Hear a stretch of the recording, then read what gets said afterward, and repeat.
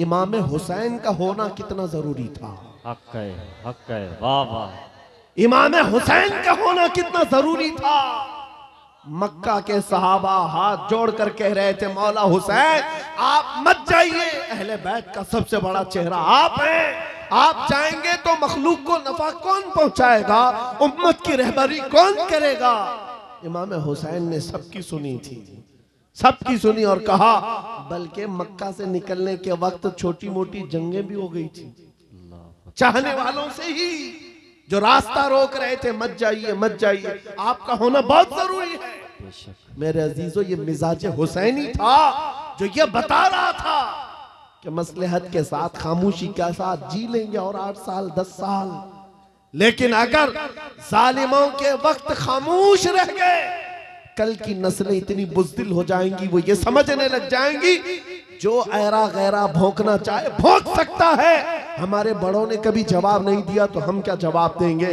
अजीजा ने गिरामी वकार, आपका ये गुलाम और ये फकीर सिर्फ इतना जज्बा लेकर चलता है, कल को मुझसे अगर कोई उलझता है, मेरी फांसी हो जाए, मेरी जेल हो जाए, मुमकिनात में से है, मगर इस बात का मैं खौफ नहीं रखता, कल के बाद हमारी नस्लें आएंगी, वो इतनी बात तो जरूर कहेंगी कि जब नबी पाक की शान में कोई कुत्ता भौंक रहा था तो हमारे बाप दादाओं में से कोई आलिम खड़ा होकर जवाब तो दे रहा था। नारे तकबीर, नारे रिसालत, मसलके आला हजरत, मुहाफिज़े नामुसे रिसालत, शेरे अहले सुन्नत, मशाइखे कालपी शरीफ।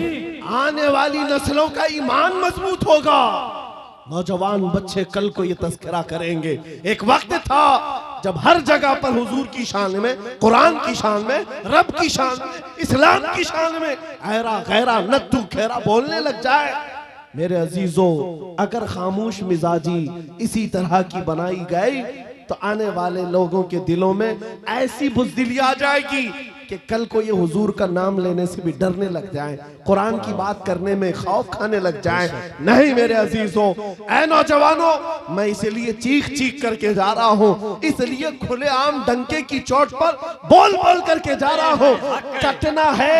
कटना है तो एक सर कटेगा, लेकिन अकीदा ये बोलता है इस्लाम जिंदा होता है हर करबला के बाद। हक है, वाह वाह। नारे तकबीर, नारे रिसालत, लब्बैक लब्बैक लब्बैक या रसूल अल्लाह, लब्बैक लब्बैक लब्बैक या रसूल अल्लाह। बस बात इतनी है, इस बात का खौफ नहीं, डर नहीं है। इंशाअल्लाहुल अजीज इस दीन का मुहाफिज अल्लाह करीम किसी न किसी को पैदा करेगा और ये दीन चलता रहेगा। लेकिन ये हालात रकम कर दिए जाएंगे, ये तारीख लिखी जाएगी। हुजूर पाक सल्लल्लाहु अलैहि, आपको पता है आज से तकरीबन मेरे अंदाजे के मुताबिक 600-700 साल पहले की तारीख लिखी हुई है। बगदाद के ततारियों की तारीख, जिन्होंने पूरे मुसलमानों को खत्म किया था। बादशाह ने कई उलमा को, मुसलमानों को बेड़ियों में कैद करके लाकर अपने दरबार में खड़ा किया था और उनके सामने एक ईसाई पादरी को लाकर कहा कि इनके नबी की शान में गालियां दो। पैसा देकर के गालियां दिलवाई जा रही थी, गालियां दे रहा था, लेकिन दरबार में बादशाह का एक कुत्ता था जो सोने की जंजीर से बंधा रहता था। और जब वो ईसाई पादरी हुजूर की शान में गालियां देने लगा, बयान करने लगा, कुत्ता भौंकने लगा। दरबारी कुत्ता था, बादशाह का कुत्ता था। ये सही रिवायत है, अल्लामा इब्ने हजर अस्कलानी ने लिखा है। कहा बहुत हो गया तो कुत्ता जंजीर तोड़ करके निकल आया और उसके सीने पर चढ़ गया, दम जदन में फाड़ कर 2 टुकड़े कर। उसकी हैबत ऐसी थी उस कुत्ते की। बादशाह खड़ा हो गया, दरबारी खड़े हो गए, सिपाही खड़े हो गए। ये मंजर देखकर कोई कुत्ते के करीब आना नहीं चाह रहा है। कुत्ते ने किसी और को नहीं काटा, सिर्फ और सिर्फ उस गुस्ताख रसूल को जो नबी की शान में भौंक रहा था। औलिया कामिलीन, उलमाए सलफ सालिहीन ने लिखा है, उस एक कुत्ते के किरदार से दरबार में मौजूद 10,000 लोगों ने इस्लाम कबूल कर लिया था। हक है, वाह वाह। नबी की आजमत को कबूल कर लिया था। 600 साल गुजर गए, 700 साल गुजर गए, लेकिन तारीख में वो कुत्ते का नाम आज भी महफूज है। क्यों? इसलिए कि नबी पाक की नामूस की तरफ उंगली उठाया तो जानवर होकर के भी हुजूर के दिफा के लिए, इज्जत के दिफा के लिए खड़ा हो गया। आज है नौजवानों, तुम तो उम्मती हो, तुम तो रसूल पाक के गुलाम हो। तुम्हारे लिए मेरे आका ने रात रात भर रोए हैं। तुम्हारे लिए बख्शिश का सवाल कितनी मर्तबा मेरे रब से किया है। तुम्हारे बारे में मेरे आका फरमाते हैं, तुम्हारे तलवों में कांटा भी चुभ जाए तो दर्द मुझे भी होता है। तुम्हारा रिश्ता नबी से बात कह रहा है। तुम जानवर नहीं हो, तुम इंसान हो। तुम्हारे लिए मेरे आका पूरी रात रोते थे, मेराज में रब से सवाल करते थे। उम्मती उम्मती कहते दुनिया से भी आप रुखसत फरमा गए। ऐ नौजवानों, अगर हुजूर की उन यादों का, उन निस्बतों का कुछ पासो लिहाज है तुम्हारे पास तो खड़े हो जाना। ये मत देखना मेरे मुकाबिल में कौन बोल रहा है, मेरे मुकाबिल में कितने बड़े तख्त पर बैठा हुआ है, कौन गुंडा राज कर रहा है, कौन तागूती नमरूद और फिरौन बैठा है। ये हरगिज़ नहीं देखना। अपने ईमान और अपने अखलाक की जिम्मेदारी ये है, मैं नबी का कुत्ता हूं, सामने जो भी आएगा उसकी छाती पर चढ़ करके उसको भौंकूंगा, वाह वाह, उसका जवाब दूंगा। या रसूलल्लाह, या रसूल, आला हजरत, आला हजरत। हमारा ये तेवर, हमारा ये मिजाज सिर्फ और सिर्फ उन लोगों के लिए है जिनके अंदर खुजली ज्यादा है और हुजूर पाक नामों से रिसालत, इस्लाम, कुरान और दीन पर उंगलियां उठाते हैं। बहुत सारे लोग हमारी तकरीरें सुनते हैं, गैर मुस्लिम, नॉन मुस्लिम लोग, पुलिस डिपार्टमेंट वाले लोग भी, उनको ऐसा लगता है भड़काऊ बात है, बहुत प्रोवोक करते हैं। मेरे अजीजों, हम देशवासियों के लिए नहीं, ये सख्त लहजा इसलिए है। मैंने एक पुलिस डिपार्टमेंट के ऑफिसर थे, उनसे कहा था अगर आपकी माँ को कोई बदकार कह दे तो आपको कैसा लगेगा? कुर्सी से खड़े हो गए। कहा क्या मिसाल दे रहे मौलाना मेरी माँ पे? कहा आपको अभी मैंने मिसाल दिया, अच्छा नहीं लगा? सुनिए साहब, करोड़ों माओ से ज्यादा मुसलमान अपने नबी से मोहब्बत है, हक है, बेशक हक है, वाह वाह। हमारे लिए अपने नबी की मोहब्बत जान से बढ़ करके है, ईमान की जान है। और हमारा ये तेवर और हमारा ये मिजाज सिर्फ उन लोगों के लिए है जो हुजूर की तरफ उंगली उठाते हैं। खैर चाहते हो, सुलह आश्ती के साथ रहो, अमन अमान के साथ रहो, क्योंकि कुरान ने हमें फरमाया है वइन जनाहु लिस्सल्मी फजनह, अगर वो झुका दें, सलामती चाहे तो तुम भी सलामती के साथ रहो। हमारा ईमान यही हमें कहता है कि तुम जहां पर रहो जंग की तमन्ना मत करो, दुश्मनों से मुठभीड़ की तमन्ना मत रखो, सलामती और अमन के साथ हम भी जीना चाहते हैं, आप भी। लेकिन एक बात याद रखना, एक पिल्लर है हमारा, एक सुतून है हमारा जो पूरी कायनात का अजीम पिल्लर है, उसको जो भी छेड़ेगा फिर छत तुम्हारे ऊपर गिरने को तैयार रहेगी। वो पिल्लर, वो सुतून मुहम्मदुर रसूलुल्लाह की जात है। क्योंकि हमारी तारीख ये है, घबरा गई है गर्दिशे दौरा कभी कभी, दीवान गाने इश्क़े मोहम्मद को देखकर घबरा गई है गर्दिशे दौरा कभी कभी। वो मेरे आबा व अजदाद थे, ऐ सुन्नियों तुम्हारे आबा व अजदाद थे, तुम्हारे वो पुरखों की तारीख थी जिन्होंने दरिया नहीं देखे घोड़े डाल दिए थे, जिन्होंने पहाड़ नहीं देखे चढ़ा दिए थे, जिन्होंने आंधियां नहीं देखी अपने नबी का परचम लहरा दिया था, टल न सकते थे जंग में अगर अड़ जाते थे, पांव शेरों के भी मैदान से उखड़ जाते थे, हक से सरकश हुआ कोई तो बिगड़ जाते थे। अरे तेग क्या चीज है, हम तोप से भी लड़ जाते थे। बेशक सुभान अल्लाह, हक है। यादी यादी यादी, यह हमारी तारीख की सच्चाइयां हैं। और अगर यकीन नहीं आता, उन सारे कीड़ों से मैं कहता हूं जाओ फिलिस्तीन के उन नन्हे बच्चों को आज देख लो जिनके हाथों में छोटी कंकरियां हैं और सामने बड़े बड़े मिसाइल खड़े हुए हैं, लेकिन इन बच्चों का ईमान आज भी है। इस्लाम था, इस्लाम है, यही यकीन तुम्हारे दिलों के अंदर पैदा हो जाए। अजीजा ने गिरामे वकार, बस मेरा मैसेज जवानों के सीनों में अगर महफूज हो गया, कल को अगर वो खड़े होकर ये अहद करके उठे मैं सो जाऊं या मुस्तफा कहते कहते, खुले आंख सल्ले अला कहते कहते, उन्हें जाना उन्हें माना, न रखा गैर से काम, लिल्लाहिल हम्द मैं दुनिया से मुसलमान गया जिंदगी ये नहीं किसी की किसी के लिए, जिंदगी है नबी की। अरे ना समझ मरते हैं जिंदगी के लिए, जीना मरना है सब कुछ नबी के लिए। आओ बार, क्योंकि कल को अल्लाह ताला ने आपको लंबी उम्र दी तो बड़े मनसब और बड़े ओहदों पर आप फायज होंगे और कौम की रहबरी कर रहे होंगे। आज के जो 20-22 साल के नौजवान हैं, आज के जो 20-25 साल के नौजवान हैं, कल ये उम्मत की बागडोर संभालने वाले हैं।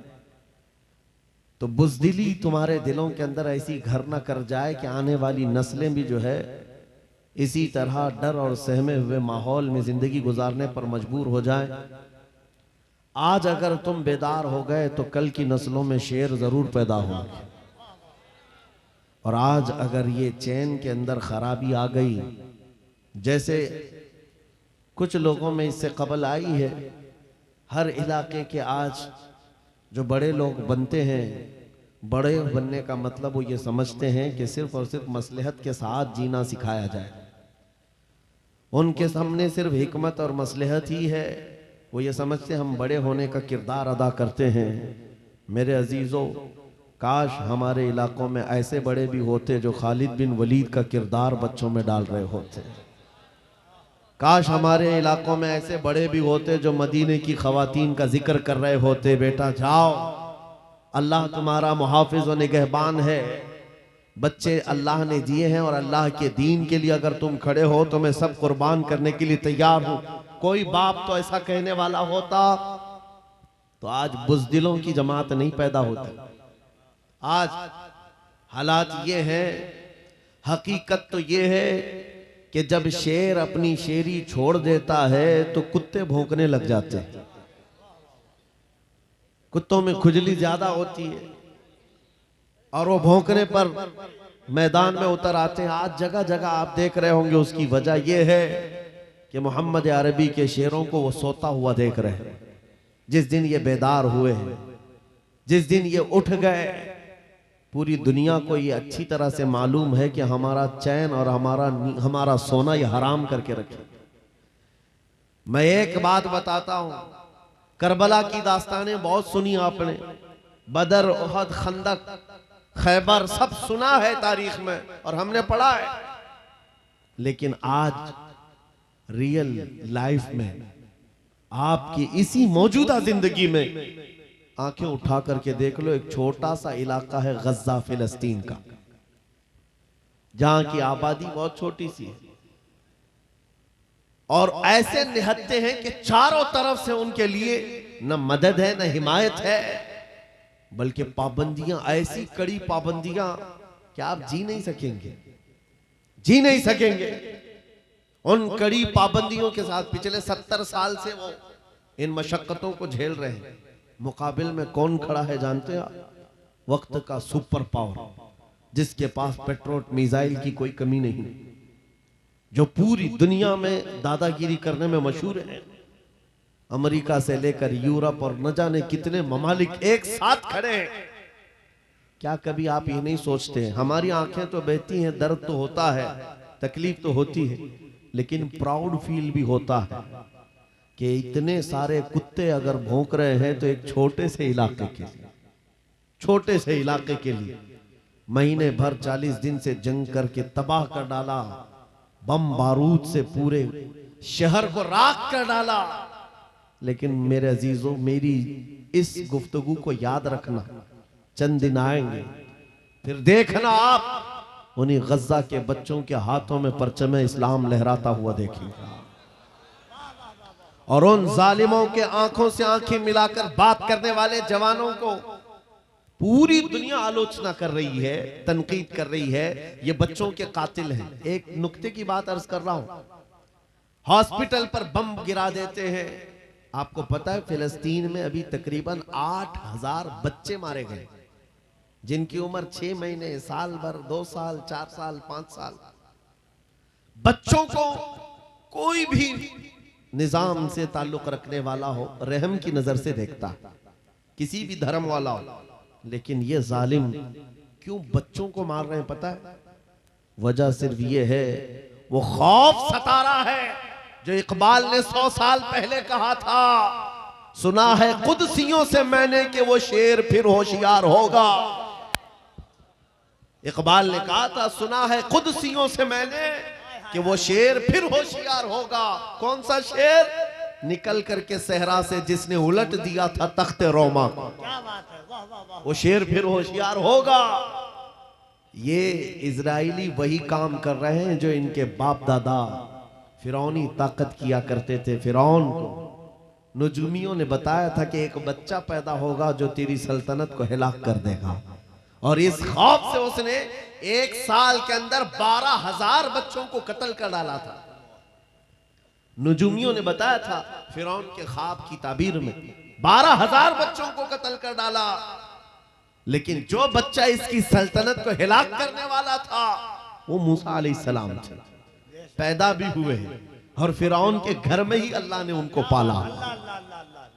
आपको पता है, तफसीर उठा करके देख लें, जब हजरत मूसा अलैहिस्सलाम की माँ, उनकी विलादत का वक्त करीब आया तो तहखाने में गई, बेटा पैदा हुआ। हालात ऐसे थे कि फिरौन जो भी बच्चा पैदा होता ज़बह कर देता था।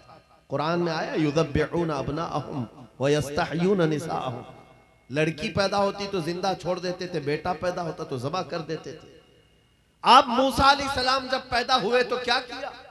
खुदा की तकदीर और उसकी हिकमत के फैसले आपको मैं बता रहा हूं, तफसीर से ताल्लुक रखने वाली बात। अल्लाह ताला ने मूसा अलैहिस्सलाम की माँ के दिल में ये बात डाला कि एक लकड़ी के संदूक में इनको रख करके दरिया में बहा दो। और रबतना अला कुलूब, अल्लाह ताला फरमाता है कि हमने उनके दिल को बांध दिया, मजबूत किया। किसको? हजरत मूसा की माँ को। उन्होंने एक संदूक में मूसा अलैहिस्सलाम को रखा और दरिया में बहा दिया।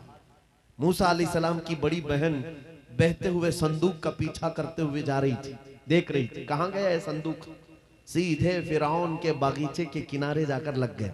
फिरौन की औलाद नहीं थी, फिरौन की बीवी वो बागीचे में टहलने आई थी, देखा एक संदूक आकर लगा है, गुलाब जैसा हसीन बच्चा है, उठा लिया, प्यार किया और लेकर के आई। फिरौन से कहने लगी कि हम इसको अपना बेटा क्यों ना बना ले। पहले फिरौन तो डरा कि कहीं वो मेरी सल्तनत को हिलाक करने वाला बच्चा ये तो नहीं है। बीवी ने कहा, कैसी बात करते हो, ये तो दरिया से बह कर के आया है, तुम्हें पता नहीं मौला कहां से बहाकर तुम्हारी हिलाकत को लाए। क्या बात है, अल्लाह अल्लाह अल्लाह अल्लाह। तुम्हारी हिलाकत कहां से आएगी तुम्हें अंदाजा भी नहीं है। सुनो मेरी बात को। फिरौन ने बीवी की बात मान ली। मूसा अलैहिस्सलाम की परवरिश फिरौन के घर में हो रही है, फिरौन के घर में, और वो भी किस शान से। मूसा अलैहिस्सलाम पैदाइशी बच्चे हैं, दूध पिलाने की बात आई तो किसी दाया का दूध आप पकड़ते नहीं। मूसा अलैहिस्सलाम की बहन भी वहां खड़ी सब देख रही थी। फिरौन की बीवी से कहा, मैं एक दाया को जानती हूं जिसका दूध हर बच्चा पकड़ लेता है। कहा, बुला लाओ, हम शाही खजाने से उसे इनाम भी देंगे। वो गई और अपनी माँ को ले आई, अपनी माँ को ले आई। मूसा अलैहिस्सलाम अपनी माँ के गोद में गए, जैसे ही सीने से लगाया दूध पीने लग गए। बादशाहत में खुशी, और मूसा अलैहिस्सलाम की माँ को इनाम और इकराम भी दिया गया। हर बच्चे की परवरिश के लिए मूसा अलैहिस्सलाम की माँ को फिरौन के घर में रखा गया। तुम्हें पता है रब तबारक व तआला की हिकमत के फैसले। वमकरू वमकरल्लाह वल्लाहु खैरुल माकिरीन। मेरा रब फरमाता है, काफिर मंसूबा बनाते हैं और अल्लाह खुफिया तदबीर करता है, और रब की खुफिया तदबीर गालिब आती है।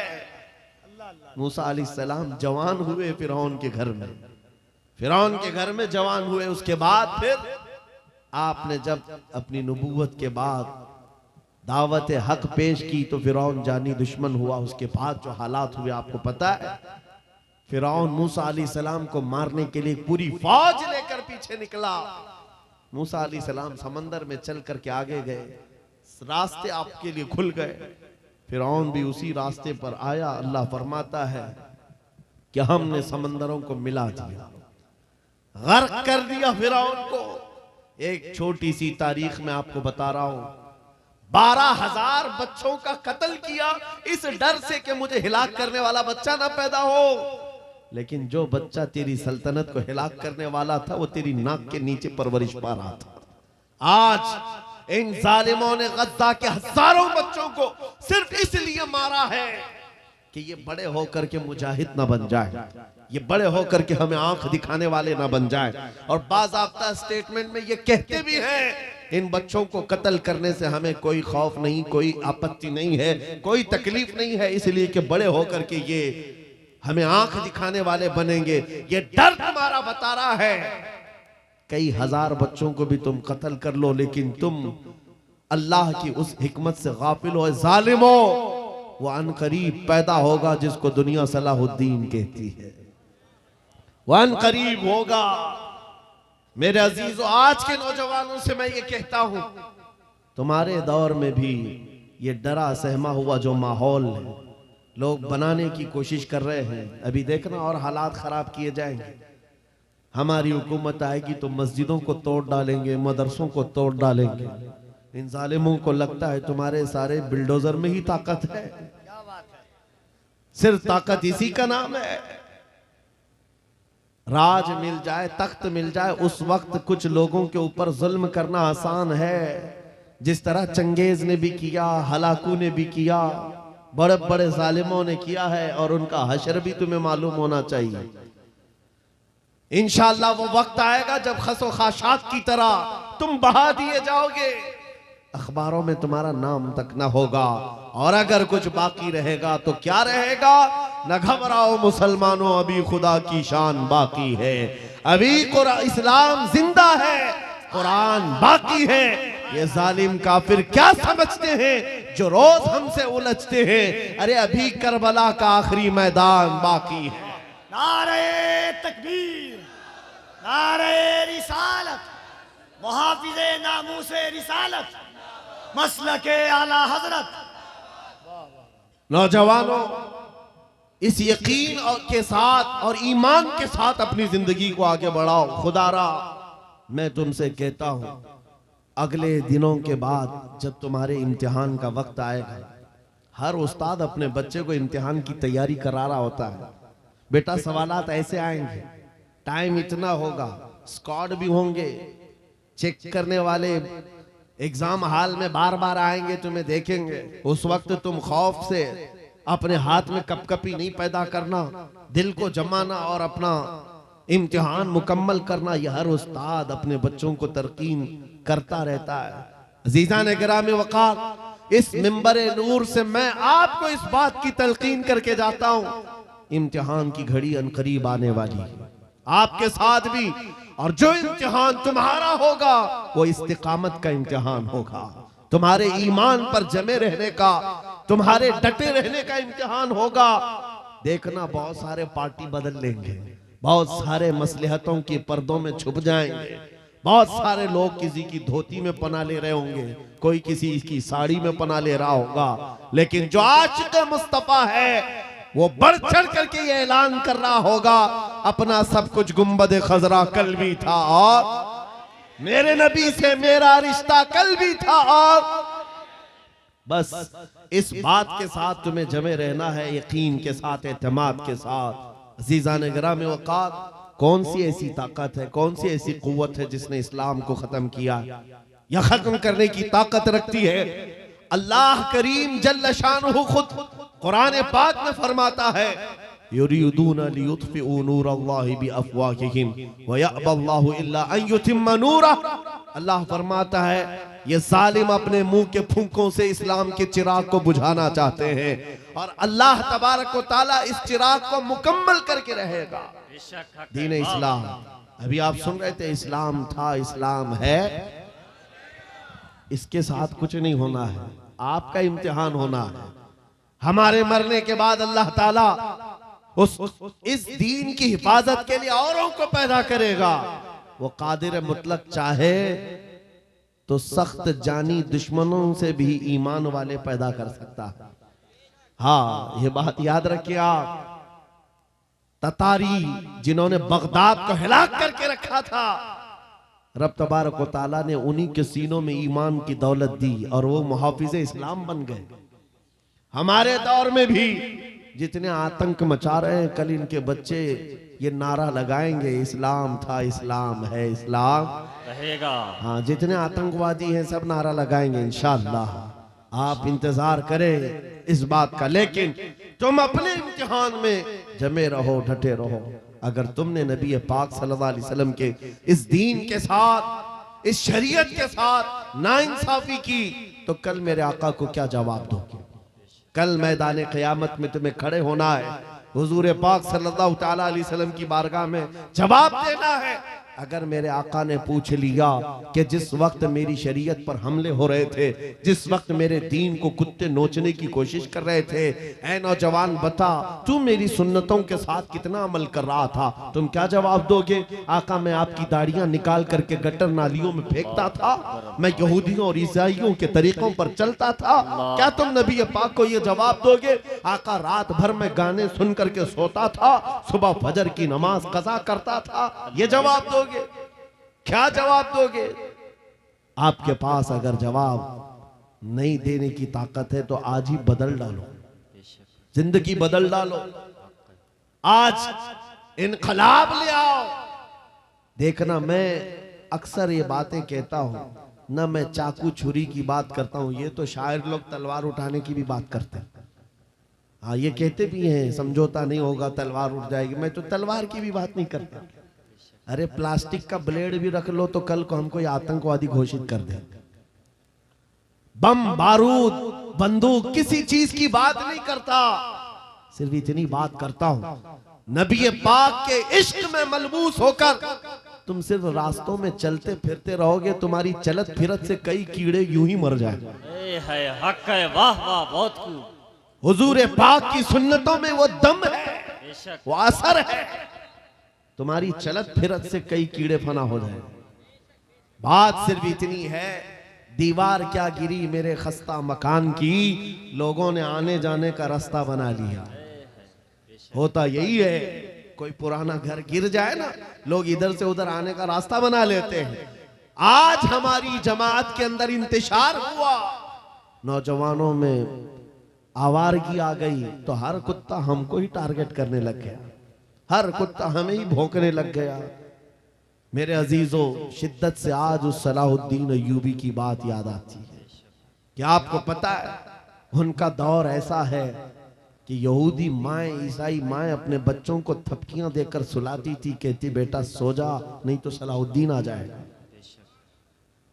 हालांकि जुल्म से कोई तख्त नहीं बिछाया था, सुन्नते मुस्तफा का रौब ऐसा कायम था, हुजूर के इश्क का रौब कायम था, जिसकी वजह से पूरी दुनिया में उनकी तूती बोलती थी। आज करोड़ों की तादाद में है, करोड़ों की तादाद में जालिम हमें आंख दिखा रहे हैं।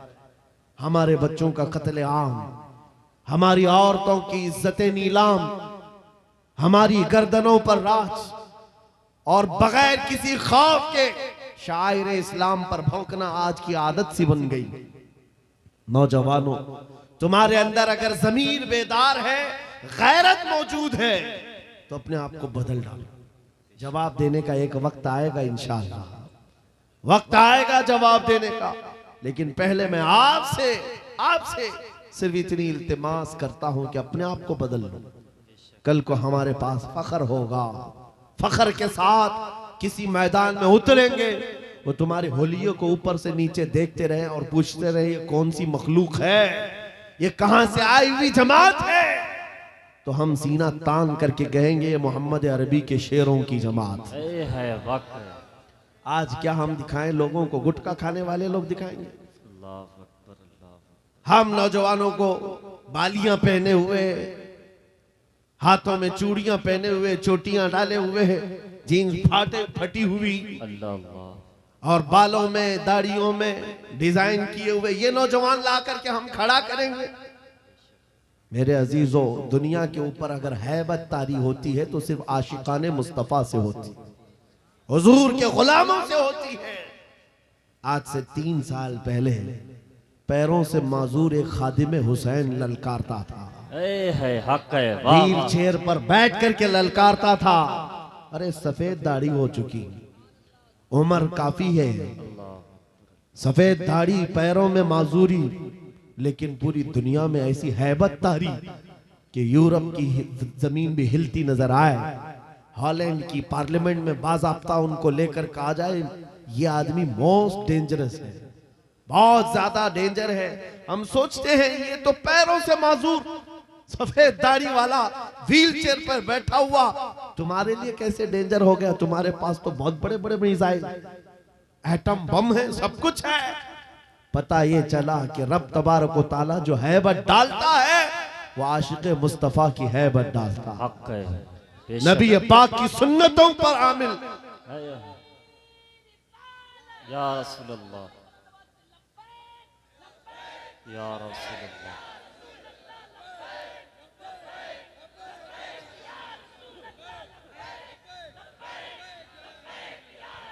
सैयदना उमर इब्ने खत्ताब रज़ी अल्लाह तआला अन्हु का दौर है। सहाबा इकराम एक इलाके को फतह करते हैं। वहां का जो गवर्नर था, वहां का जो सुल्तान था, वो गिरफ्तार हो गया।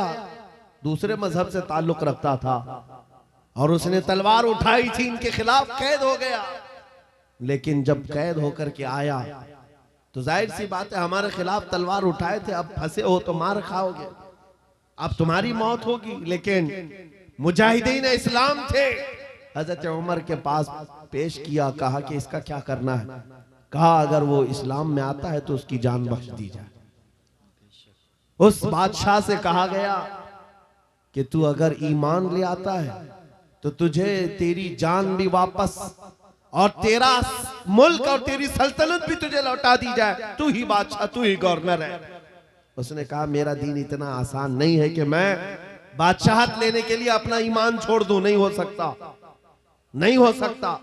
जान से मारने की बात थी। उसने कहा मैं अपना धर्म नहीं बदल सकता। फिर उसके बाद साहबा ने कहा हजरत अमीरुल मोमिनीन से इसका क्या किया जाए? हजरत उमर फारूक ने क्या किया सुनो।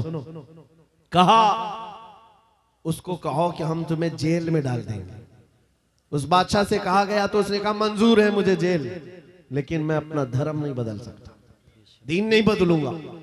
हजरत उमर ने कहा जेल में डाल दो, और 10 सहाबा को भी उसके साथ जेल में डाल दिया। इनका कोई कसूर नहीं था। 10 सहाबा जवान थे। नौजवानों तवज्जो से सुनो, उस कट्टर दिल बादशाह के साथ जेल में डाल दिया। वो नौजवान सहाबा जेल में थे। उनके वक्त, उनके औकात की पाबंदी, सुबह दोपहर शाम वो अपनी नमाजों के पाबंद, कुरान की तिलावत, नबी पाक सल्लल्लाहु अलैहि वसल्लम की मोहब्बतों वाली सुन्नतें। 8 दिन नहीं गुजरे थे, वो बादशाह इन नौजवानों को बार बार देखता था। पलट करके उसने कहा तुम्हारे अमीरुल मोमिनीन से मुझे मिलना है। पैगाम पहुंचाया गया हजरत उमर के पास। कहा लाओ उसको। पेश किया गया बादशाह को, जेल के बाहर ला करके हजरत उमर के पास। कहा क्या कहना चाहते हो? कहा ईमान लाना चाहता हूं, ईमान लाना चाहता हूं। कहा हमने तो इससे कबल तुम्हारे सामने पेशकश रखी थी, क्यों नहीं लाए? उस वक्त तो तुम्हारी सल्तनत भी तुम्हें वापस करने की बात की गई थी, तब भी नहीं लाए। जेल में डालने की बात की गई, तब भी नहीं लाए। वो बादशाह कहता है इस तरह से अगर आप 25 साल भी मुझे जेल में डालते तब भी मैं नहीं बदलता। मुझे ये सख्तियों ने नहीं बदला, आपके इन 10 जवानों ने मेरा दिल बदला। इनके अखलाक और किरदार मैंने देखा, फिर मेरा दिल गवाही देने लगा ये झूठों की जमात नहीं हो सकती। और मैंने इनकी सुबह देखी, इनकी शामें देखी, इनका उठना बैठना, इनकी नमाज, इनकी इबादतें, इनका गिड़गिड़ाना, ये सब देख करके जवानों में मेरा दिल पसीज गया। और फिर दिल ने पुकार करके कहा गुलामों का जब यह हाल है तो फिर आका का हाल क्या है?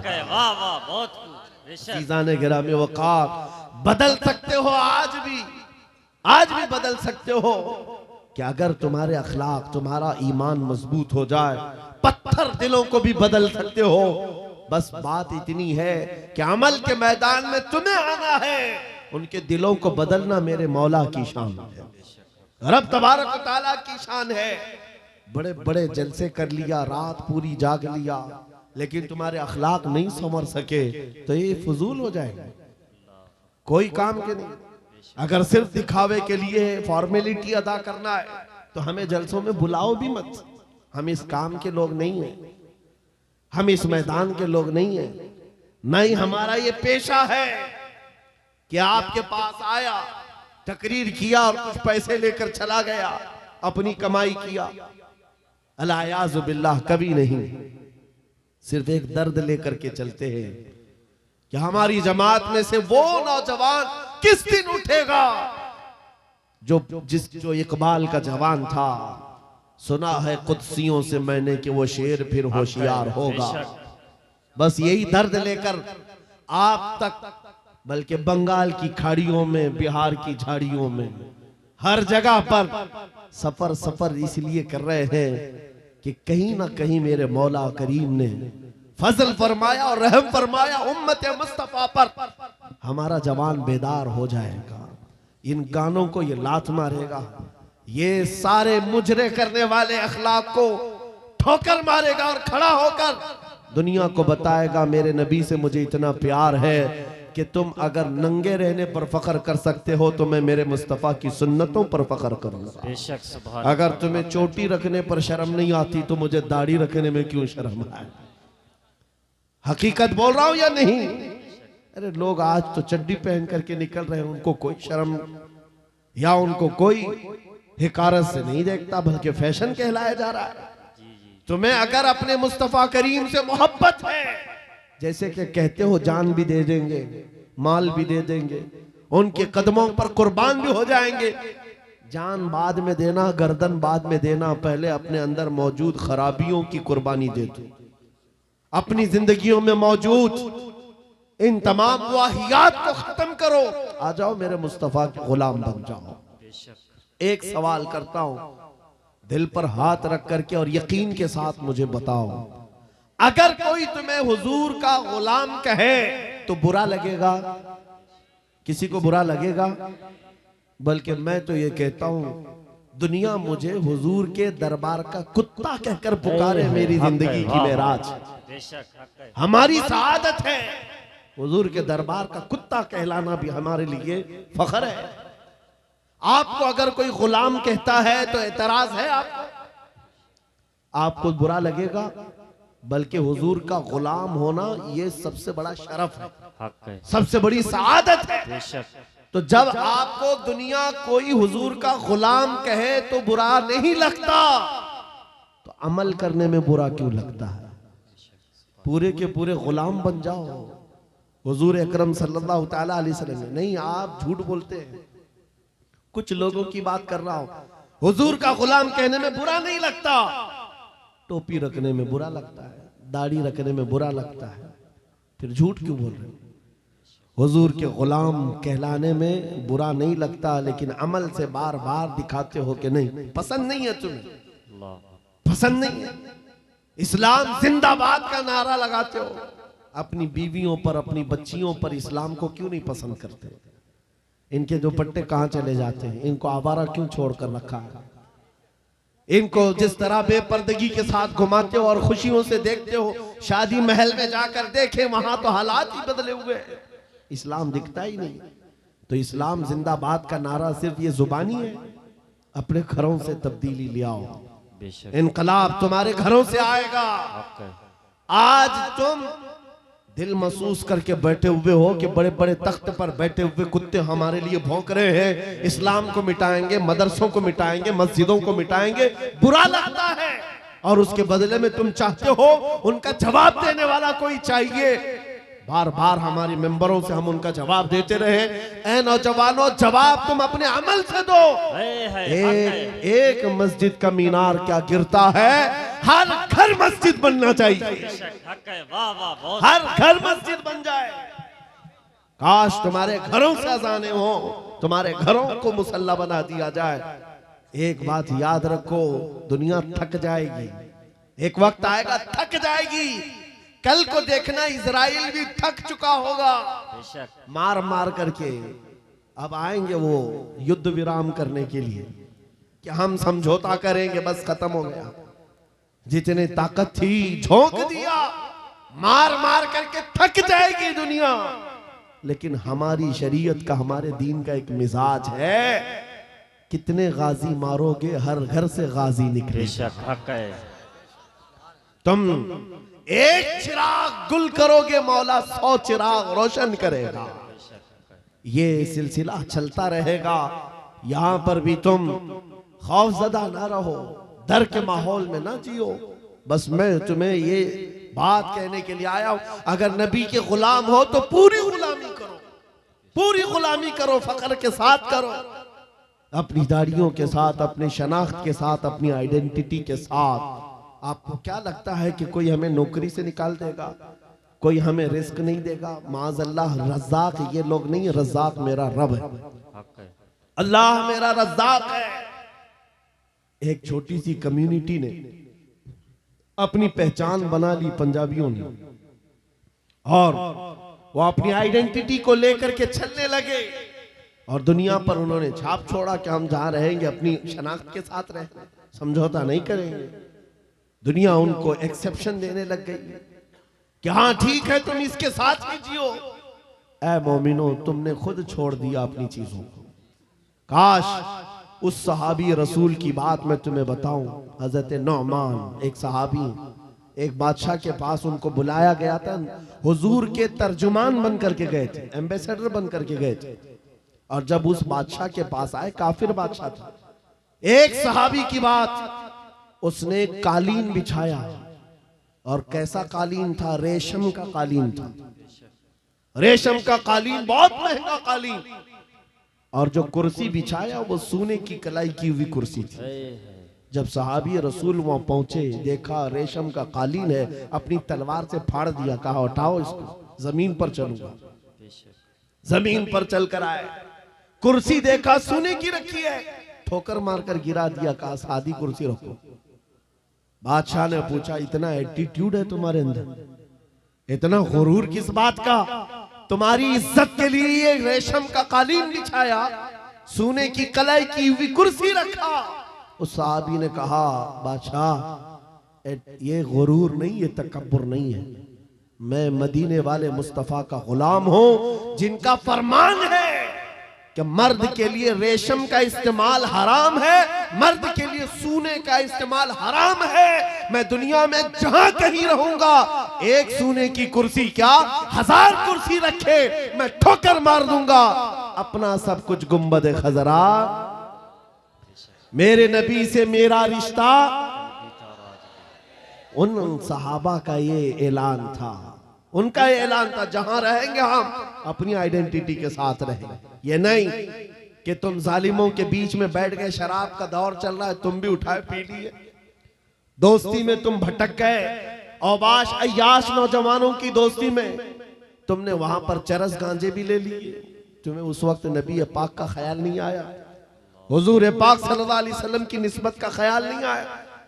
एनी टाइम हर जगह पर तुम अपने नबी से जुड़े हुए हो। आज ये अहद करके उठो, जिंदगी के जिस शोबे में भी जाऊंगा मैं मदीने वाले आका का गुलाम बन करके जीऊंगा। ये अहद करेंगे इंशाअल्लाह। बाजार में भी हुजूर के गुलाम, मस्जिद में भी हुजूर के गुलाम, घर में भी हुजूर के गुलाम। इस गुलामी का नतीजा ये निकलेगा, जिस दिन हमारा जनाजा जाए और कब्र में जाने से पहले तुम सिर्फ इतना कह करके जाना मेरे आका से, इतना कह करके जाना, मैं मरूं तो मेरे आका। ये मलाइका से कहना, इसे कोई मत जगाना, अभी आंख लग गई है। फिर देखना नबी करीम सल्लल्लाहु ताला अलैहि वसल्लम की तरफ से खबर में भी तुम्हारी राहत के लिए ये जवाब आएगा, नकीरो जरा आराम से जगाना, ये मेरा दीवाना आया है, ये मेरा दीवाना है, थक करके आया है। अगर वो इज्जत चाहते हो तो आज दुनिया के ऐश को ठोकर मारो, आज दुनिया की इन तमाम वाहियात और खुराफात को छोड़ो, आओ मेरे नबी पाक के दरबार में। एक चीज मैंने मिसाल के तौर पर बताई, हमारा फख्र, हमारा गुरूर हुजूर की निस्बत है, बेशक हमारा फख्र हुजूर की निस्बत है। इसको बोलने में शर्माना नहीं है। मैं अभी आपके सामने आता हूं, ये मिसालें सुन लो, ये मिसालें सुन लो, और फिर जिनको मुझे मैसेज देना मैं देता हूं। हजरत उमर फारूक रज़ियल्लाहु ताला अन्हु के दौर में किसरा बादशाह के यहाँ का एक कालीन लाया गया था, वो भी कालीन बहुत महंगा, जिस पर बैठ करके लोग फख्र करते थे। बादशाह जब किसी से बहुत खुश होता था उस कालीन पर उसको बिठाता था। और जब किसरा की सल्तनत को उखाड़ फेंका सहाबा ने, सुपर पावर था उस जमाने का, पर्शियन एम्पायर खत्म कर दिया, तो वहां का कालीन मदीने ले आए, अमीरुल मोमिनीन की बारगाह में पेश किया, कहा ये कालीन कहां रखना है? आपने कहा मस्जिद नबवी के दरवाजे के बाहर डाल, तो जो आएगा पैर पोंछ कर आए। ए है हक है, वाह वाह। उन्होंने ये नहीं देखा बहुत महंगा कालीन है, मेहराब में लगा दो, वहां से आया हुआ है। वो नबी के हकीकी गुलाम थे, वो इज्जत मेरे मुस्तफा के कदमों में ढूंढते थे, बादशाहों क्या नहीं। वो बताना ये चाहते थे, ऐ दुनिया वालों, जिस पर बैठ करके तुम फख्र करते हो वो तो मोहम्मद अरबी के कदमों की धूल के लायक नहीं। ये फख्र था, नाज था उन्हें नबी पाक की निस्बतों पर। और कसम खुदा की, जिस दिन तुम्हारे अंदर ये बेदारी आ जाए कि हमें अपने नबी पाक सल्लल्लाहु तआला अलैहि वसल्लम की निस्बत पर फख्र है, दुनिया तुम्हारी आवाजों को बंद नहीं कर सकेगी, नहीं बंद कर सकेगी। आज मेरे मुतालिक बहुत सारी चीजें मशहूर हैं और मैं इस बात से खौफ नहीं करता कि कल मेरे साथ क्या होने वाला है। मेरा अकीदा ये है, मौत आनी है तो मच्छर से भी अल्लाह ताला मौत लाए। मौत आनी है, चूंटी और मच्छर से भी आदमी मर जाएगा, और नहीं आनी है तो मोदी योगी से भी नहीं आएगी। ए है हक है, वाह वाह। नारे तकबीर, नारे रिसालत, जश्न गौसुल वरा, खलीफे हुजूर ताजुल शरिया, खलीफे हुजूर गयासे मिल्लत, नारे तकबीर, नारे रिसालत। ये मिजाज लेकर के चलो, हमारे पास जो दौलत है वो हुजूर पाक की निस्बत है, नबी पाक सल्लल्लाहु अलैहि वसल्लम की मोहब्बत है, लासवाल दौलत है जो हमें बेखौफ बनाती है, जो हमें निडर बनाती है। लोगों के दरमियान ही नहीं, पूरी दुनिया के दरमियान तन्हा रह करके भी नबी पाक का गुलाम अपने आप को महफूज समझता है। वजह क्या है? जिस दिन मौत आएगी अपनी ही चादर ओढ़कर सो जाए, इसलिए कि दुनिया कितने दिन की है। हमारा तो ये अकीदा है, एक ना एक दिन दुनिया से जाना है और कब्र में पहुंचना है, लेकिन असल जिंदगी तो आंखें बंद होने के बाद शुरू होनी, देखनी है हश्र में इज्जत रसूलुल्लाह। हक है, वाह वाह। जब उस दिन मैदान महशर में जमा होंगे, सारे कीड़े मकोड़े भी लाए जाएंगे, अपने वक्त के जबाबरा, तागूत, ताकत, सारे फिरौनी मिजाज के बादशाह भी लाए जाएंगे और खड़े होंगे। उस वक्त की बात होगी मेरे अजीजों, फिर हर कोई हुजूर पाक सल्लल्लाहु अलैहि वसल्लम की तरफ टकटकी बांध कर देख रहा होगा।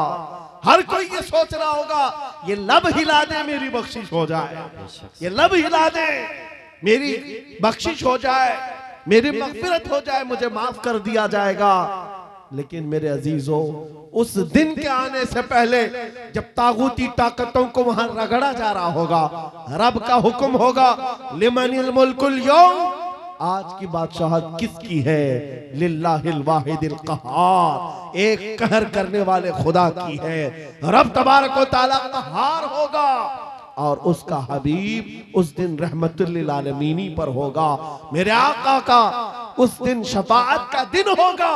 लेकिन आपको मैं बताऊं, ये बातें इसलिए कह रहा हूं, आज ले उनकी पनाह, आज मदद मांग उनसे, कल न मानेंगे कयामत में अगर मान गया। उस दिन बहुत सारे मानने को बैठे होंगे, बहुत सारे, ये जितने भौंक रहे हैं ये भी सोच रहे होंगे आज इनकी बात कर लें, कल न मानेंगे फिर कयामत में अगर मान गए। आज तुम्हारे पास वक्त है उस नबी की अजमतों को तस्लीम कर लो, आज उस नबी पाक सल्लल्लाहु अलैहि वसल्लम की सच्चाइयों को एक्सेप्ट करो। कल कयामत का दिन बड़ा भयानक भी है, सख्त भी है, और उस वक्त सवा नेज़े पर सूरज हो और लोगों का पसीना उनकी गर्दनों, उनकी कमरों तक आया हुआ हो, भेजा पक पक करके कानों से बाहर आ रहा हो, उस वक्त, उस दिन मेरे आका फरमाते हैं कयामत के मैदान में मेरी हालत ये होगी, मेरे एक कंधे पर चादर पड़ी होगी। हुजूर फरमाते हैं ये चादर खसक खसक कर कभी गिर रही होगी, मैं एक हाथ से अपनी चादर संभाल रहा होऊंगा, दूसरे हाथ से अपने उम्मतियों को पकड़ पकड़ कर जन्नत में ले जा रहा होगा। सुभान अल्लाह, हक है। उस दिन मेरे आका की रहमतुल लिल आलमीन होगी और वो तुम्हारे लिए है। अब नौजवानों सुनो, हुजूर पाक से एक सहाबी ने पूछा आका मैदान महशर में बड़ा जम्मे गफीर होगा, आप कैसे पहचानेंगे हमको? बहुत सारे उसमें मूसा अलैहिस्सलाम की उम्मत भी, ईसा अलैहिस्सलाम की उम्मत भी, इब्राहिम अलैहिस्सलाम की उम्मत भी, इस्माइल अलैहिस्सलाम की उम्मत भी, सारे नबियों की उम्मतें हैं। मेरे आका क्या फरमाते हैं सुनो, तुम्हारे वजू के आज़ा, वजू करते हो कि नहीं करते हो? वजू करते हो? सुनो हदीस पाक सुना रहा हूं। मेरे आका फरमाते हैं वजू करने के वक्त तुम दोनों हाथ धोते हो और चेहरा भी धोते हो, ये जो दिखने वाले मसा भी करते हैं और पैर भी धोते हैं। हुजूर फरमाते हैं कयामत के दिन ये आज़ा सबसे ज्यादा चमक रहे होंगे, ये चमक देख करके मैं पहचान लूंगा मेरा उम्मती फला जैसा। सुभान अल्लाह, हक है। वाह वाह। जो वजू ही नहीं करता वो क्या चमकाएगा कयामत के दिन? वजू ही नहीं करता। इसलिए मैं कह रहा हूं कयामत का मैदान भी मुस्तफा करीम की शफाअत का दिन है। उस दिन के लिए अपने आप को आज बदल डालो। दुनिया भी तुम्हारी है, उकबा भी तुम्हारी है।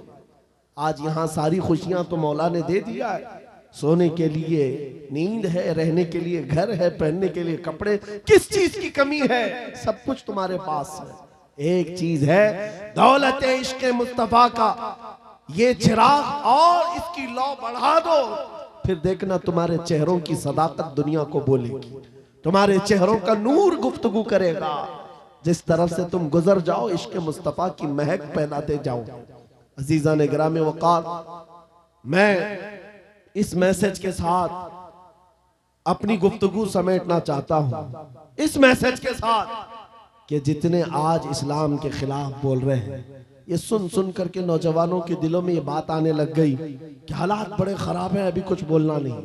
यही तो दिन है बोलने के, यही तो दिन है जवाब देने के। तुम इंतजार करते रहोगे, अच्छे दिन आएंगे तब हम बोलेंगे, और झूठे लोगों के अच्छे दिन कभी नहीं आते। झूठों ने जो अच्छे दिन के नारे फैलाए वो कभी नहीं आते। मैं आपसे कहता हूं मेरे अजीजों, एक मशहूर मुहावरा है, गाड़ी चलाना सीखना हो तो ट्रैफिक में ही चलाना पड़ेगा। तुम अगर इंतजार करते रहो रोड खाली होगा तब गाड़ी चलाओगा, तो तुम इसी तरह रोड के खाली होने के इंतजार में रह जाओगे और ड्राइविंग सीट पर आ भी नहीं पाओगे। भीड़ भाड़ को देखो, ट्रैफिक में ही लेकर उतर जाओ और एक न एक दिन ड्राइविंग सीट मिल ही जाएगी, बैठ जाओगे। आज ऐ नौजवानों, क़ियादत करना है, हालात के अच्छे होने का इंतजार मत करो। जिस तरह के हालात है, मुझे इश्क मुस्तफा के साथ खड़ा होना। आज एक बात सुन लो, मैं रुखसत होता हूं। कई हमारे मोहब्बत करने वाले उलमा ने हमसे कहा था, जो बहुत मोहब्बत करते हैं, कहा मुफ्ती साहब बड़ा अंदेशा है और डर लगता है, कहीं आपके साथ कुछ हो गया तो क्या होगा? अवाम और मखलूक आपसे नफा उठा रही है, ज्यादा देर तक ये नफा चलना चाहिए। उनकी मोहब्बतें मेरे सर आंखों पर, मैं सलाम करता हूं, उन्होंने दुआएं दी हैं। लेकिन मेरे अजीजों, बारहा उन्होंने कहा आपका होना बहुत जरूरी है, आपका होना बहुत जरूरी। इनसे भी पूछो तो यही कहेंगे, जरा एहतियात से बात करें, बहुत सख्त जुमले बोलेंगे, कल को कुछ हो जाएगा। आपका होना बहुत जरूरी है। मैं अर्ज करता हूं नौजवानों, मेरी हैसियत एक घास के बराबर भी नहीं। इमाम हुसैन का होना कितना जरूरी था। हक है, हक है। वाह वाह। इमाम हुसैन का होना कितना जरूरी था। मक्का के सहाबा हाथ जोड़कर कह रहे थे, मौला हुसैन आप मत जाइए, अहले बैत का सबसे बड़ा चेहरा आप हैं, आप जाएंगे तो मखलूक को नफा कौन पहुंचाएगा, उम्मत की रहबरी कौन करेगा। इमाम हुसैन ने सबकी सुनी थी, सबकी सुनी और कहा, बल्कि मक्का से निकलने के वक्त छोटी मोटी जंगें भी हो गई थी, चाहने वालों से ही जो रास्ता रोक रहे थे मत जाइए मत जाइए, आपका होना बहुत जरूरी है। मेरे अजीजों, ये मिजाज हुसैनी था जो ये बता रहा था कि मसलहत के साथ खामोशी के साथ जी लेंगे और 8 साल 10 साल, लेकिन अगर जालिमों के वक्त खामोश रह गए, कल की नस्लें इतनी बुज़दिल हो जाएंगी, वो ये समझने लग जाएंगी जो ऐरा गैरा भौंकना चाहे भौंक सकता है। हमारे बड़ों ने कभी जवाब नहीं दिया तो हम क्या जवाब देंगे। अजीजान गिरामी वक़ार, आपका ये गुलाम और ये फकीर सिर्फ इतना जज्बा लेकर चलता है, कल को मुझसे अगर कोई उलझता है, मेरी फांसी हो जाए, मेरी जेल हो जाए, मुमकिनात में से है, मगर इस बात का मैं खौफ नहीं रखता। कल के बाद हमारी नस्लें आएंगी, वो इतनी बात तो जरूर कहेंगी कि जब नबी पाक की शान में कोई कुत्ता भौंक रहा था तो हमारे बाप दादाओं में से कोई आलिम खड़ा होकर जवाब तो दे रहा था। नारे तकबीर, नारे रिसालत, मसलके आला हजरत, मुहाफिज़े नामुसे रिसालत, शेरे अहले सुन्नत, मशाइखे कालपी शरीफ। आने वाली नस्लों का ईमान मजबूत होगा। नौजवान बच्चे कल को ये तस्करा करेंगे। एक वक्त था जब हर जगह पर हुजूर की शान में, कुरान की शान में, रब की शान में, इस्लाम की शान में ऐरा गैरा नद्दू खेरा बोलने लग जाए। मेरे अजीजों, अगर खामोश मिजाजी इसी तरह की बनाई गई तो आने वाले लोगों के दिलों में ऐसी बुज़दिली आ जाएगी कि कल को ये हुजूर का नाम लेने से भी डरने लग जाएं, कुरान की बात करने में खौफ खाने लग जाएं। नहीं मेरे अजीजों, ऐ नौजवानों, मैं इसलिए चीख चीख करके जा रहा हूँ, इसलिए खुलेआम डंके की चोट पर बोल बोल करके जा रहा हूँ। कटना है तो एक सर कटेगा, लेकिन अकीदा ये बोलता है इस्लाम जिंदा होता है हर करबला के बाद। नारे तकबीर, नारे रिसालत, लब्बैक लब्बैक लब्बैक या रसूल अल्लाह, लब्बैक लब्बैक लब्बैक या रसूल अल्लाह। बस बात इतनी है, इस बात का खौफ नहीं, डर नहीं है। इंशाअल्लाहुल अजीज इस दीन का मुहाफिज अल्लाह करीम किसी न किसी को पैदा करेगा और ये दीन चलता रहेगा। लेकिन ये हालात रकम कर दिए जाएंगे, ये तारीख लिखी जाएगी। हुजूर पाक सल्लल्लाहु अलैहि वसल्लम, आपको पता है आज से तकरीबन मेरे अंदाजे के मुताबिक 600-700 साल पहले की तारीख लिखी हुई है। बगदाद के ततारियों की तारीख, जिन्होंने पूरे मुसलमानों को खत्म किया था। बादशाह ने कई उलमा को, मुसलमानों को बेड़ियों में कैद करके लाकर अपने दरबार में खड़ा किया था और उनके सामने एक ईसाई पादरी को लाकर कहा कि इनके नबी की शान में गालियां दो। पैसा देकर के गालियां दिलवाई जा रही थी, गालियां दे रहा था। लेकिन दरबार में बादशाह का एक कुत्ता था जो सोने की जंजीर से बंधा रहता था। और जब वो ईसाई पादरी हुजूर की शान में गालियां देने लगा, बयान करने लगा, कुत्ता भौंकने लगा। दरबारी कुत्ता था, बादशाह का कुत्ता था। ये सही रिवायत है, अल्लामा इब्ने हजर अस्कलानी ने लिखा है। कहा बहुत हो गया तो कुत्ता जंजीर तोड़ करके निकल आया और उसके सीने पर चढ़ गया, दम जदन में फाड़ कर 2 टुकड़े कर। उसकी हैबत ऐसी थी उस कुत्ते की। बादशाह खड़ा हो गया, दरबारी खड़े हो गए, सिपाही खड़े हो गए। ये मंजर देखकर कोई कुत्ते के करीब आना नहीं चाह रहा है। कुत्ते ने किसी और को नहीं काटा, सिर्फ और सिर्फ उस गुस्ताख रसूल को जो नबी की शान में भौंक रहा था। औलिया कामिलीन, उलमाए सलफ सालिहीन ने लिखा है, उस एक कुत्ते के किरदार से दरबार में मौजूद 10,000 लोगों ने इस्लाम कबूल कर लिया था, नबी की आजमत को कबूल कर लिया था। 600 साल गुजर गए, 700 साल गुजर गए, लेकिन तारीख में वो कुत्ते का नाम आज भी महफूज है। क्यों? इसलिए कि नबी पाक की नामूस की तरफ उंगली उठाया तो जानवर होकर के भी हुजूर की दिफा के लिए, इज्जत के दिफा के लिए खड़ा हो गया। आज है नौजवानों, तुम तो उम्मती हो, तुम तो रसूल पाक के गुलाम हो। तुम्हारे लिए मेरे आका ने रात रात भर रोए हैं। तुम्हारे लिए बख्शिश का सवाल कितनी मर्तबा मेरे रब से किया है। तुम्हारे बारे में मेरे आका फरमाते हैं, तुम्हारे तलवों में कांटा भी चुभ जाए तो दर्द मुझे भी होता है। तुम्हारा रिश्ता नबी से बहुत गहरा है। तुम जानवर नहीं हो, तुम इंसान हो। तुम्हारे लिए मेरे आका पूरी रात रोते थे, मेराज में रब से सवाल करते थे। उम्मती उम्मती कहते दुनिया से भी आप रुखसत फरमा गए। ऐ नौजवानों, अगर हुजूर की उन यादों का, उन निस्बतों का कुछ पासो लिहाज है तुम्हारे पास तो खड़े हो जाना। ये मत देखना मेरे मुकाबिल में कौन बोल रहा है, मेरे मुकाबिल में कितने बड़े तख्त पर बैठा हुआ है, कौन गुंडा राज कर रहा है, कौन तागूती नमरूद और फिरौन बैठा है। ये हरगिज़ नहीं देखना। अपने ईमान और अपने अखलाक की जिम्मेदारी ये है, मैं नबी का कुत्ता हूं, सामने जो भी आएगा उसकी छाती पर चढ़ करके उसको भौंकूंगा, वाह वाह, उसका जवाब दूंगा। या रसूल अल्लाह, या रसूल आला हजरत, आला हजरत। हमारा ये तेवर, हमारा ये मिजाज सिर्फ और सिर्फ उन लोगों के लिए है जिनके अंदर खुजली ज्यादा है और हुजूर पाक नामों से रिसालत, इस्लाम, कुरान और दीन पर उंगलियां उठाते हैं। बहुत सारे लोग हमारी तकरीरें सुनते हैं, गैर मुस्लिम, नॉन मुस्लिम लोग, पुलिस डिपार्टमेंट वाले लोग भी, उनको ऐसा लगता है भड़काऊ बातें, बहुत प्रोवोक करते हैं। मेरे अजीजों, हम देशवासियों के लिए नहीं, ये सख्त लहजा इसलिए है। मैंने एक पुलिस डिपार्टमेंट के ऑफिसर थे, उनसे कहा था अगर आपकी माँ को कोई बदकार कह दे तो आपको कैसा लगेगा। कुर्सी से खड़े हो गए, कहा क्या मिसाल दे रहे मौलाना मेरी माँ पे। कहा आपको अभी मैंने मिसाल दिया, अच्छा नहीं लगा। सुनिए साहब, करोड़ों माओ से ज्यादा मुसलमान अपने नबी से मोहब्बत करते हैं। हक है, बेशक हक है, वाह वाह।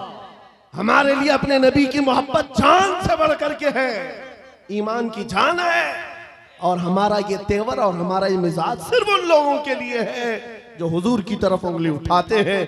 खैर चाहते हो, सुलह आश्ती के साथ रहो, अमन अमान के साथ रहो, क्योंकि कुरान ने हमें फरमाया है वइन जनाहु लिस्सल्मी फजनह, अगर वो झुका दें, सलामती चाहे तो तुम भी सलामती के साथ रहो। हमारा ईमान यही हमें कहता है कि तुम जहां पर रहो जंग की तमन्ना मत करो, दुश्मनों से मुठभीड़ की तमन्ना मत रखो, सलामती और अमन के साथ हम भी जीना चाहते हैं, आप भी। लेकिन एक बात याद रखना, एक पिल्लर है हमारा, एक सुतून है हमारा जो पूरी कायनात का अजीम पिल्लर है। उसको जो भी छेड़ेगा फिर छत तुम्हारे ऊपर गिरने को तैयार रहेगी।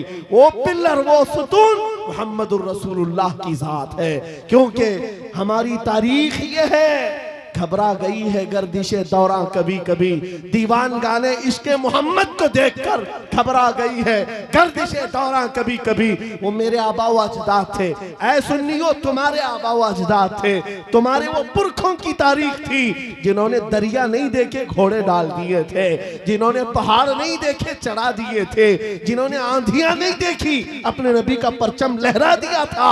टल न सकते थे जंग में अगर अड़ जाते थे, पांव शेरों के भी मैदान से उखड़ जाते थे, हक से सरकश हुआ कोई तो बिगड़ जाते थे।